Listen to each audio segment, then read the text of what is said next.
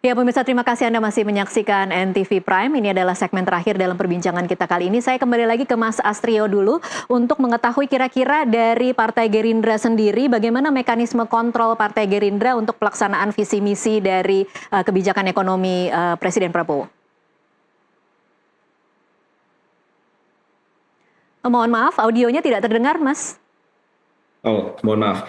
Ya, Mbak Tasya, seperti yang kita ketahui bersama bahwa Partai Gerindra juga merupakan salah satu partai yang bernaung di DPR RI. Dan kalau kita lihat sampai hari ini, Mbak Tasya, di setiap raker-raker yang sudah hampir semuanya berjalan secara terbuka dan dapat dilihat oleh semua masyarakat, bahkan kader-kader Gerindra lah yang berada di garda terdepan untuk memberikan feedback-feedback yang konstruktif maupun tidak jarang memberikan kritik kepada mitra-mitra di pemerintah. Semuanya tidak lain dan tidak bukan adalah agar sama-sama kita bisa memastikan bahwa program-program yang dicanangkan oleh Presiden Prabowo dapat berjalan dengan sukses. Presiden telah berkali-kali mengutarakan bahwa perencanaannya sudah baik, niatnya sudah baik, tetapi jika eksekusinya tidak baik, maka dampaknya tidak bisa dirasakan oleh masyarakat. Maka daripada itu Partai Gerindra berkomitmen agar kita mengawal setiap proses. Dalam hal ini adalah kita memiliki presence kembali di parlemen, menjalani fungsi checks and balances, mengawasi mitra-mitra kami di pemerintah, agar eksekusi daripada semua program-program pemerintah dapat berjalan dengan lancar, dan yang paling penting adalah manfaatnya dapat langsung dirasakan oleh masyarakat. Oke, baik.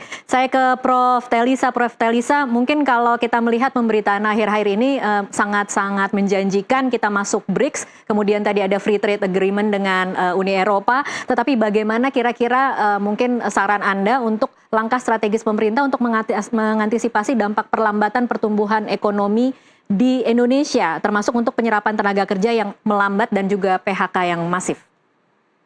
Ya, jadi karena kondisi global sedang tidak pasti, tadi kan sebetulnya sudah banyak ya langkah-langkah dilakukan. Strategi diplomasi kita untuk menyelesaikan berbagai perjanjian dagang sebagai bentuk diversifikasi. Jadi kan kita nggak boleh tergantung, karena Amerika Serikat sendiri sangat volatile ya, kita harus mencari pasar ekspor yang lebih stabil. Makanya kan kita mengejar tuh, kita juga apresiasi apa yang dilakukan oleh pemerintah dalam hal ini Pak Presiden dan tim, untuk terus mencari nih. Kita jadi jangan tergantung pada pasar, hanya kepada satu pasar gitu kan, kita diversifikasi. Nah, terus di dalam, bagaimana kebijakan di dalam, kita ekonomi lokal ini kita kembangkan. Kan jangan lupa backbone dari ekonomi kita tuh sebetulnya juga adalah UMKM. Nah, UMKM ini kita dorong bagaimana untuk bertahan di dalam era guncangan ini. Jadi, market di domestik ini sebetulnya masih banyak yang berpeluang dan tidak hanya di sektor barang, tapi juga di sektor jasa. Nah, itu harus terus dioptimalkan sebagai penyerap lapangan kerja dan juga sebagai penopang daya beli masyarakat itu sendiri. Jadi lapangan kerja ini kan sangat penting nih untuk menjaga daya beli masyarakat. Nah, jadi bagaimana regulasi sih? Kalau saya melihat bahwa yang bisa kita lakukan di dalam itu adalah penyederhanaan dari regulasi-regulasi. Kita itu kan kadang terlalu banyak. Nah, pemerintah sebetulnya sudah merevisi berbagai regulasi ya dengan UU CK, itu kan sebetulnya juga untuk meregul. Tapi di turunan-turunan, di implementasi lapangan tuh masih banyak regulasi yang sangat costly, menyebabkan kita high cost ekonomi. Jadi masyarakat kalau mau buka usaha dan lain sebagainya, itu masih high cost ekonomi, logistik cost yang tinggi. Nah, itu aja kita perbaiki. Ekonomi lokal akan bergerak karena kita udah belajar dari COVID ya. Ketika COVID itu selesai, kita ini ekonomi kita pulih lagi karena ekonomi Indonesia sangat tergantung pada mobilitas penduduk, event-event. Nah, itu kita galakkan event-event mobilitas penduduk dengan anggaran yang ada, meskipun ada efisiensi dan lain sebagainya, tapi dengan anggaran yang ada itu diutamakan untuk kegiatan ekonomi lokal yang memberdayakan masyarakat. Jadi yang komponen impornya juga rendah. Jadi yang berdasarkan kepada kemampuan kita sendiri. Kemandirian pangan, energi kita jaga. Nah, itu sebetulnya kayak di pertanian ya. Banyak sekali tadi cerita bahwa di pertanian kita malah surplus beras, bagus, tertinggi dalam sejarah. Nah, sebetulnya kan ekonomi lokal kita tuh bisa kita kembangkan seperti itu. Jadi ekonomi digital itu juga banyak potensi dan perkembangan, itu kita dorong. Itu sebagai penyerap lapangan kerja, kita siapkan talenta digitalnya.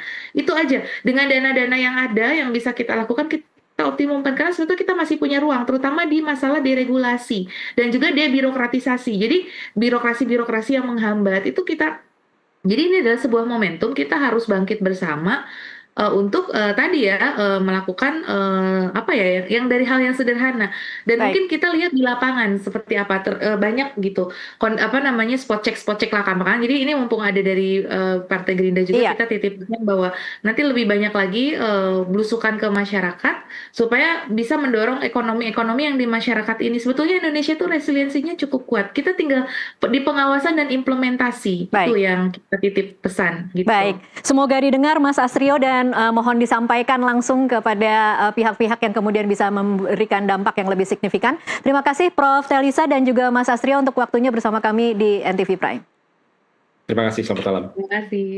Dan pemirsa, di bawah arahan Prabowo Subianto, langkah dipijak pasti, visi dipertaruhkan di meja internasional. Dari diplomasi pertahanan hingga bergabung dalam forum ekonomi dunia seperti BRICS, Indonesia menunjukkan diri sebagai negara yang tak hanya siap bersuara, tetapi juga didengar. Saya Tasya Lutmila, mewakili rekan saya Doni De Keizer, mengucapkan terima kasih atas kebersamaan Anda.